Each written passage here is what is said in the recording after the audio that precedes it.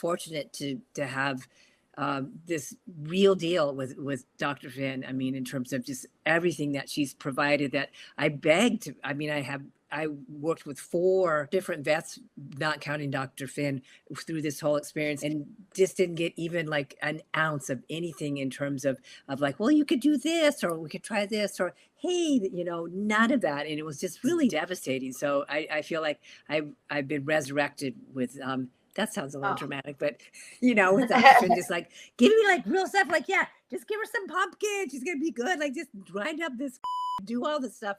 And just I don't ever receive that anywhere else. And I feel like the science of veterinarianism has really degraded over, and because I'm like kind of also, I have this experience, like, there's been decades of like you're just like scamming us all the time, and you're trying to get, it's so expensive everything you do, and then I go to visit with Dr. Finn. Dr. Finn's like, she's gabbing with me. I've already, she's processed the bill and still talking to me for a half an hour later. And I mean, it's just like so real. So thank you, because you've really turned me around with, I feeling really grim about this dog that I've, loved it for the last 11 years, that you've given me this kind of hope. Like, where did all the compassion go with some of our medical professionals? So thank you.